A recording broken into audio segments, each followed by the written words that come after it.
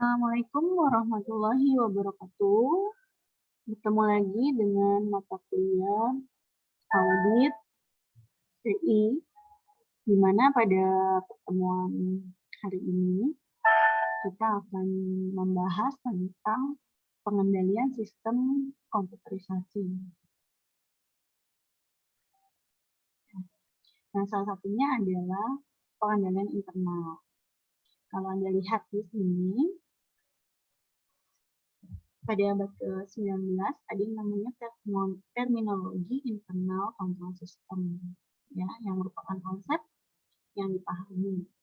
Namun sebelumnya juga dikenal sebagai internal check, yang adalah kegiatan pengklarifikasian atau pemeriksaan akurasi, atau juga bisa disebut dengan verifikasi independen. Artinya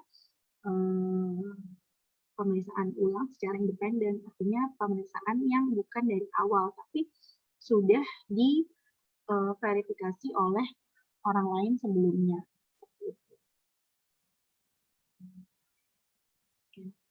Nah, untuk pengendalian internal ini ada beberapa jenis, ada preventif, detektif, and corrective, discretionary, dan non-discretionary, kebijakan dan kebebasan, voluntary, dan mandatory. Yang keempat ada manual atau automate.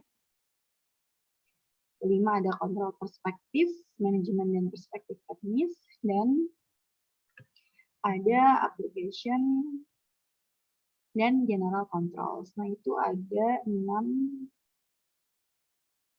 sistem pengendalian internal. Ya. Jadi apakah pengendalian internal itu pertama untuk pencegahan, deteksi, atau koreksi. Kedua adalah pengendalian untuk kebijakan dan kebebasan, atau pengendalian internal secara sukarela atau diwajibkan, atau juga secara manual atau automated dengan komputer, secara kontrol perspektif manajemen atau perspektif teknis, dan juga application dan general controls. Nah, yang selanjutnya adalah sistem pengendalian umum, di mana sistem pengendalian umum ini adalah pengendalian internal komputer yang berlaku umum, artinya seluruh kegiatan komputerisasi di organisasi tersebut. Ya, artinya semua pengendalian internal atau ada kebijakan-kebijakan, ketentuan-ketentuan berlaku untuk seluruh kegiatan pada organisasi atau perusahaan tersebut.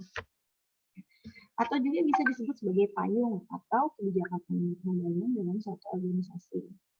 Nah, kenapa? Karena apabila tidak dilakukan pengendalian, dapat berakibat negatif terhadap aplikasi atau kegiatan komputerisasi organisasi. Ya. Nah, pengendaliannya bentuknya seperti apa? Tadi ya, di atas sudah dijelaskan berdasarkan kebijakan, ketentuan, apakah manual atau secara komputer seperti itu.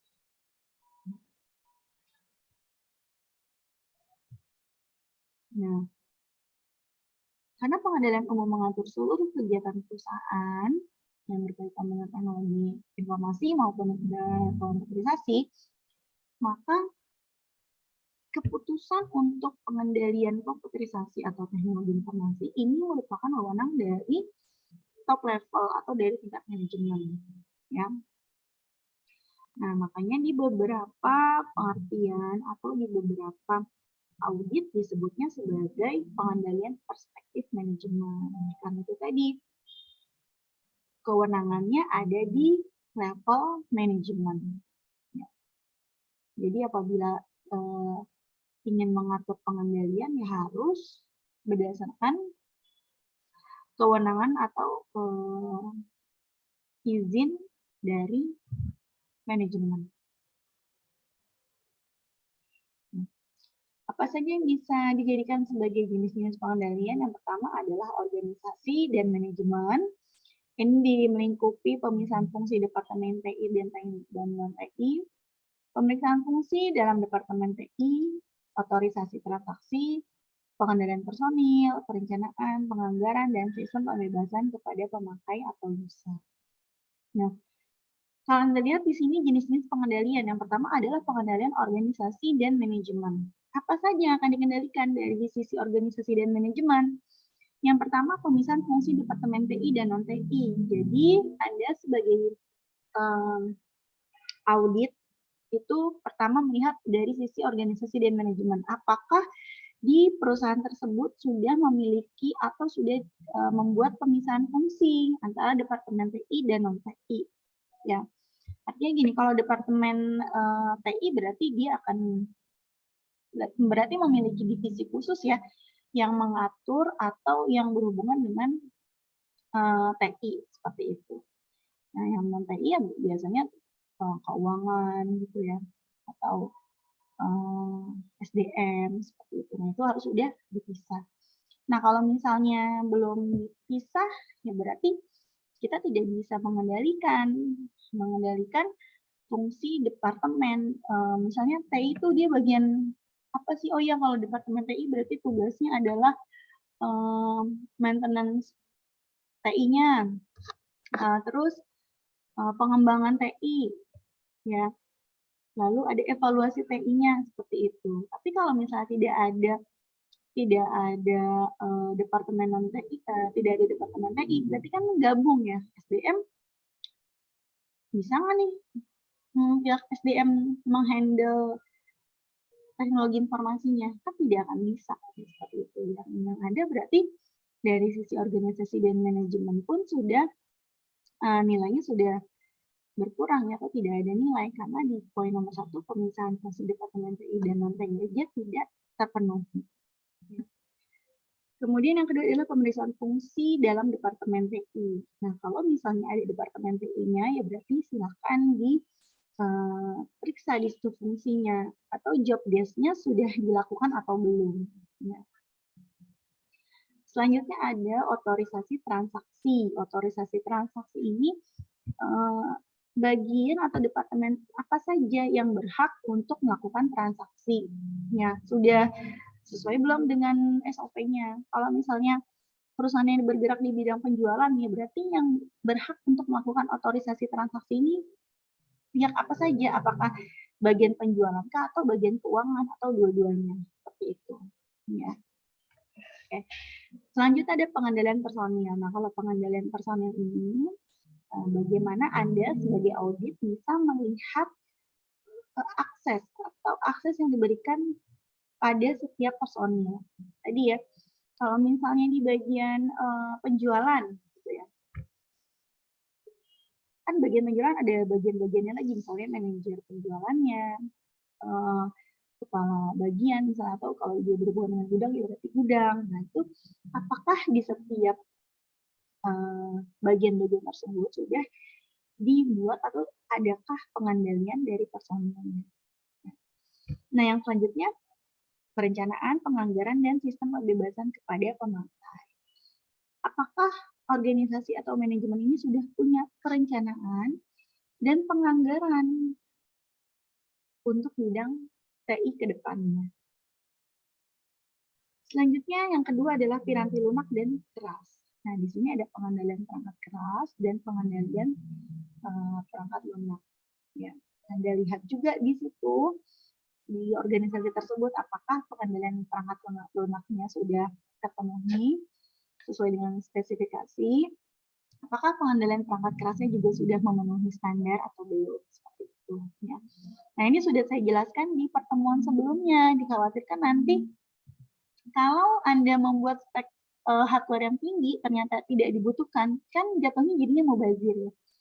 Atau sebaliknya, yang dibutuhkan spek hardware-nya tinggi, tapi yang ada di lapangan justru speknya rendah. Itu kan nanti akan menghambat kinerja dari organisasi atau perusahaan itu sendiri. Ya. Nah, jadi dilihat pengendalian untuk software dan hardware. Ketiga adalah pengendalian akses. Ya, pengendalian akses ini berhubungan dengan pembatasan akses fisik dan logik, dokumentasi program, dan fasilitas-fasilitas online. Ya. Berarti ini memberikan atau melihat atau sudah membuat akses terlebih dahulu. Artinya apakah di organisasi atau manajemen tersebut sudah ada pembatasan akses secara fisik maupun logik, kemudian dokumentasi programnya, lalu ada fasilitas-fasilitas online. Nah, ini juga yang akan menjadi penilaian Anda sebagai auditor. Selanjutnya ada data dan prosedur. Nah, ini terdapat control group, file dan database, prosedur-prosedur standar, keamanan fisik, dan pemeriksaan intern. Nah, ini berarti berhubungan dengan aplikasi ya. Silakan Anda audit di control group-nya apakah sudah tepat, file dan database-nya, sampai dengan pemeriksaan intern. Selanjutnya ada pengembangan sistem baru. Nah, kalau pengembangan sistem baru berarti ini jangka ke depan ya. Ke depannya mau bagaimana? Apakah dari sisi partisipasi manajemen dan pemakai berkontribusi, pengembangan standar dan pedoman, manajemen proyeknya bagaimana, kalau misalnya memang akan dibuatkan sistem yang baru, pengembangan sistem baru. Kemudian pengujian sistem dan konsepsi, lalu ada penelaahan setelah pemasangan. Selanjutnya ada pemeliharaan program, otorisasi dan persetujuan, prosedur standar dan dokumentasi, pengendalian program dan pelaksanaan, lalu ada pengujian terhadap perubahan. Ini berarti kalau pemeliharaan program itu apakah program yang sudah berjalan ini bagaimana pemeliharaannya, maintenance-nya bagaimana dari sisi otorisasi dan persetujuan. Nantinya kalau pemeliharaan kan berarti ada jangka waktunya ya, misalnya setiap tahun atau 6 bulan sekali. Nah itu apakah ada kewenangan dan persetujuan dari pihak tertentu atau dari bagian tertentu ya. Kemudian prosedurnya seperti apa? Kalau misalnya pemeliharaan tersebut dibuatnya 6 bulan sekali, berarti prosedurnya seperti apa? Ya. Selanjutnya pengendalian programnya bagaimana dan pengujian terhadap perubahannya bagaimana. Artinya kan setiap kalau Anda pemeliharaan program itu ada pemeliharaan program itu 6 bulan sekali, berarti kan akan ada perubahan. Nah, bagaimana pengujian terhadap perubahan yang terjadi tersebut? Selanjutnya ada dokumentasi, ini dokumentasi standar, dan dokumentasi definisi pilih masalah, ada dokumentasi sistem, dokumentasi program, operasional, dan dokumentasi pemakai. Nah, bagaimana kita bisa menentukan atau bisa melihat jenis-jenis pengendalian atau bagaimana kita bisa membuat keputusan ya untuk jenis-jenis pengendalian. Nah, sebenarnya akan melaksanakan keputusan itu adalah di top level manajemen ya. Bisa dia berupa direksi, bisa direktur utama atau direktur lainnya yang memang punya tanggung jawab terhadap audit TI itu sendiri ya. Atau misalnya terhadap seluruh operasi perusahaan, termasuk bidang teknologi informasi. Kemudian, Anda sebagai auditor bisa menganalisis apakah dari top level manajemen ini punya kepedulian, punya perhatian nggak sih terhadap teknologi informasi. Ya. Di sini Anda bisa lihat sebenarnya kita bisa melihat bagaimana top manajemen ini bisa melihat kira-kira ada kekurangan atau tidak, atau ada kesalahan atau tidak di sistem informasi yang berjalan. Ya, seperti itu. Karena kalau misalnya top manajemen bisa melihat sistem informasi secara keseluruhan, apakah ada kesalahan atau ada kekurangan, itu kan pasti akan dibuat kebijakan baru ya, atau dibuat perubahan terhadap sistem tersebut. Nah, seperti yang disebutkan, top level management ini bertanggung jawab untuk membuat master plan dari sistem informasi, desain untuk meliputi jangka panjang dan juga jangka pendek. Ya. Karena kalau misalnya sebagai top level management kan dia bisa menganalisis, ya harus bisa menganalisis gitu. Kalau di bagian penjualan punya e-commerce gitu, bisa sebagai bahan perbandingan kan ya. Ini sebenarnya dengan menggunakan e-commerce konsepnya jadi naik atau jadi turun sih gitu kan. Kalau misalnya jadi naik, berarti langkah berikutnya apa nih? Langkah ke depannya, jangka panjang dan jangka pendeknya apa? Misalnya jangka pendeknya menambah bandwidth ya kan, kalau misalnya di webnya itu agak lambat seperti itu. Jangka panjangnya bagaimana? Jangka panjangnya misalnya punya target bisa web kita tuh bisa muncul di pencarian pertama seperti itu. Itu yang dimaksud dengan tanggung jawab dari top management ya. Nah, ini penyusunan rencananya meliputi 3 hal. Yang pertama, mengetahui kesempatan dan masalah yang dihadapi ya. Jadi yang tadi sudah saya sebutkan sebagai top level management itu dia bisa melihat kira-kira ada permasalahan atau tidak di sistem informasi tersebut ya, atau di teknologi informasi yang ada di perusahaan tersebut ya. Kemudian mengidentifikasi sumber daya yang diperlukan untuk menyediakan teknologi dan sistem informasi yang diperlukan.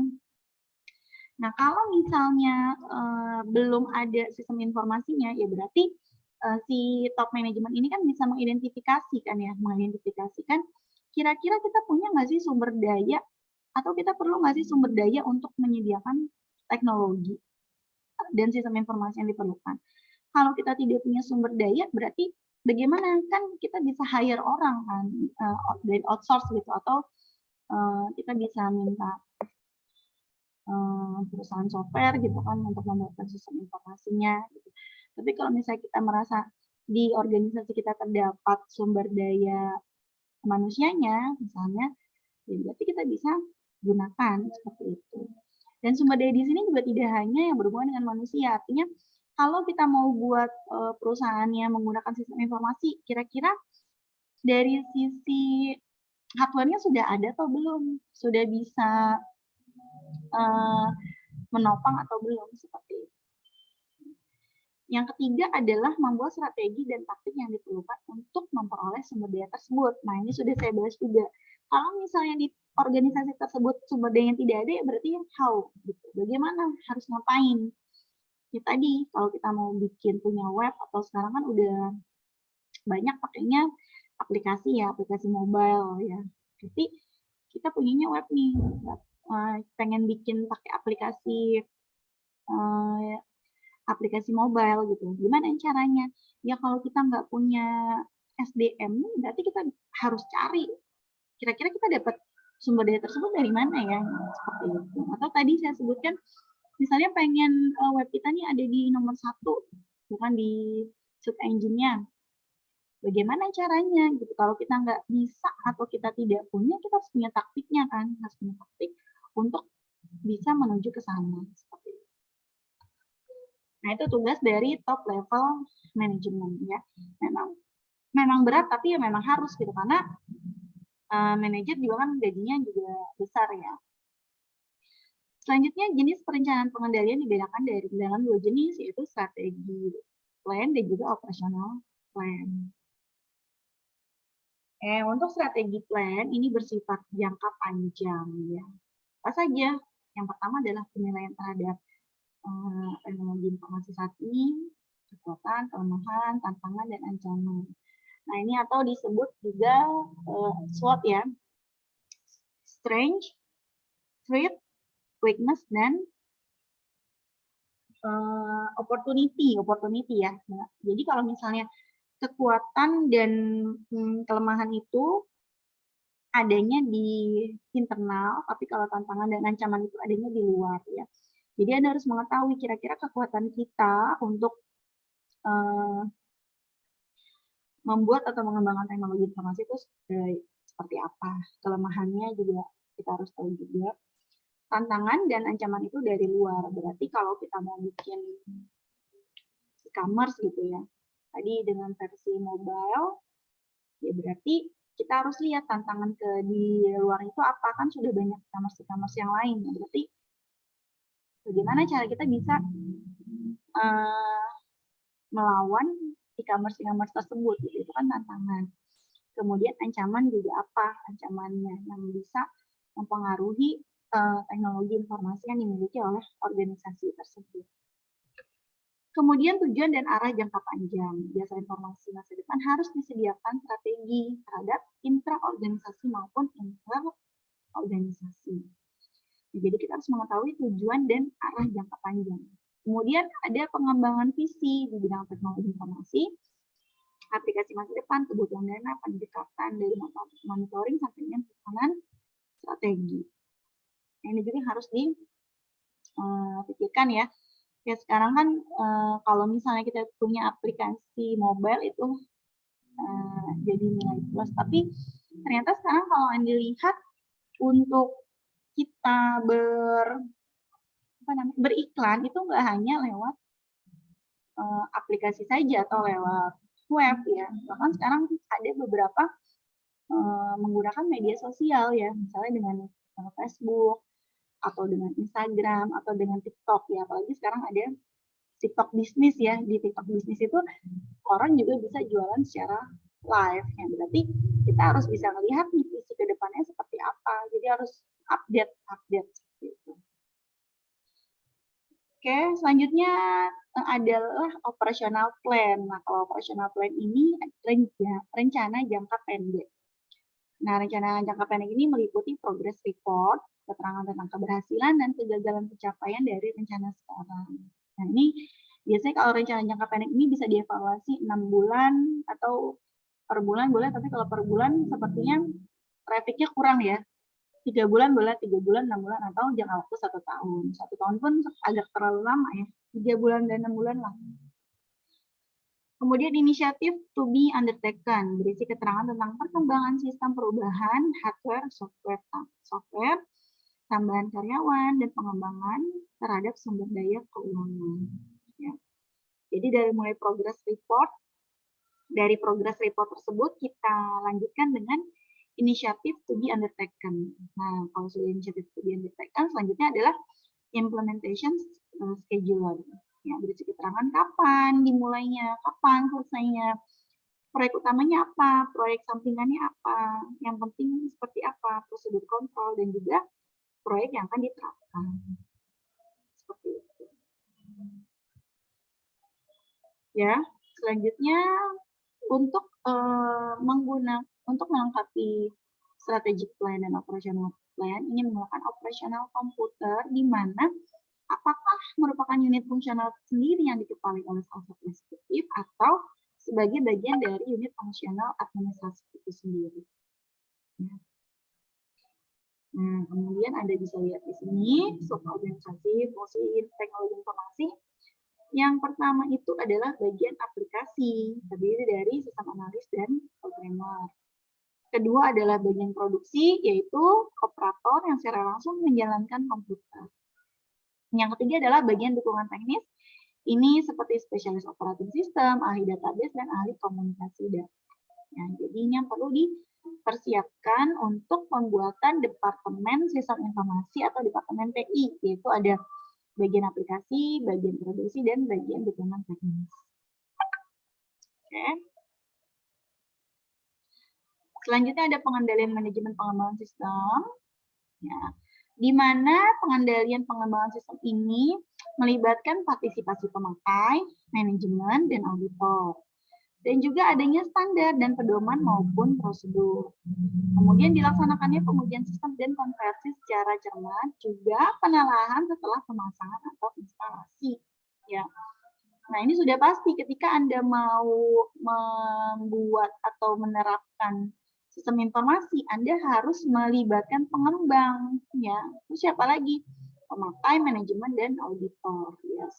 Atau biasa juga disebut juga dengan white box ya. Jadi para user, pengembang itu mencoba terlebih dahulu sistem informasinya, ya. Nah, kemudian ada standar tidak atau prosedur, jadi dibuatkan SOP penggunaan sistem informasinya. Ya. Nah, kalau sudah dibuatkan SOP-nya, diuji coba dulu apakah konversi dari sistem manual ke sistem otomat tadi berhasil, atau sebaliknya kalau misalnya sudah otomat berarti melakukan pengujian dari sistem yang lama ke sistem yang baru. Ya. Nah, ditelaah setelah pemasangan atau instalasi, adakah kendala atau adakah bug di sistem informasi tersebut. Nah, selanjutnya adalah perencanaan sistem. Ini bisa Anda lihat penentuan proses dan data yang diperlukan oleh sistem baru. Jika sistem itu berbasis komputer, rancangannya dapat menyatakan spesifikasi jenis peralatan yang digunakan. Jadi spesifikasi hardware ya bisa disebutkan. Jadi Anda menentukan kira-kira spesifikasi hardware-nya itu apa, spesifikasi software-nya apa. Nah, ini ada beberapa definisi untuk perancangan sistem, Anda bisa baca. Ya. Menurut Pressman ini ada. Selanjutnya yang harus kita pikirkan juga ada interaksi manusia dan komputer. Bagaimana Anda bisa merancang sistem yang bisa memudahkan antara user atau pengguna dengan sistem, atau biasa juga disebut dengan user friendly. Nah, ini kan Anda sudah pelajari juga ya di mata kuliah IMK, bagaimana user interface yang baik, artinya pengguna bisa berlama-lama di aplikasi tersebut ya, atau kemudahan menggunakannya. Nah, ini pun interaksi manusia dan komputer menjadi salah satu audit yang perlu Anda lakukan. Jadi Anda sebagai auditor juga bisa melihat kira-kira sistem informasi ini atau aplikasi ini sudah sesuai belum sih untuk interaksi manusia dan komputernya. Dari segi penggunaannya bagaimana, user itu mudah atau tidak pengoperasiannya. Dari sisi tampilannya bagaimana, nyaman atau tidak, seperti itu. Ya, karena kalau kita membuat aplikasi berbasis mobile, berarti kan yang menggunakan itu orang banyak ya. Kalau kita buatnya nggak user friendly, berarti kan kita akan ditinggalkan oleh pengguna. Karena merasa nggak bagus nih aplikasinya, ganti pindah ke aplikasi sebelah gitu. Kan itu berbahaya. Nah, berarti tugas Anda sebagai auditor juga melihat apakah interaksi manusia dan komputer yang ada di sistem tersebut atau di aplikasi tersebut sudah bagus atau belum, ada yang perlu diubah atau belum, seperti itu. Ya, nah ini sudah saya sebutkan tadi tampilannya, Anda tinggal baca ya, sistem warna, frequent request, frequent user, atau memberikan umpan balik yang informatif. Seperti itu. Nah, ini poin-poin yang Anda akan audit sebagai auditor di bagian interaksi manusia komputer. Kemudian ada SDLC-nya, ya. Anda lihat juga feasibility study-nya, information analysis, dan juga sistem design. Lalu ada program development dari sisi desain, coding, compiling, testing, dokumentasi programnya seperti apa. Prosedur and development, acceptance test, preparation sampai dengan operation and maintenance. Jadi itu poin-poin yang Anda audit juga untuk di bagian sistem development life cycle approach. Ya. Oke, untuk pertemuan 3 hari ini saya cukupkan. Semoga materi yang sudah saya sampaikan jelas. Apabila ada pertanyaan, silakan boleh kita sharing di WhatsApp group ya. Oke, saya cukupkan untuk pertemuan 3 hari ini. Terima kasih. Selamat malam semuanya. Assalamualaikum warahmatullahi wabarakatuh.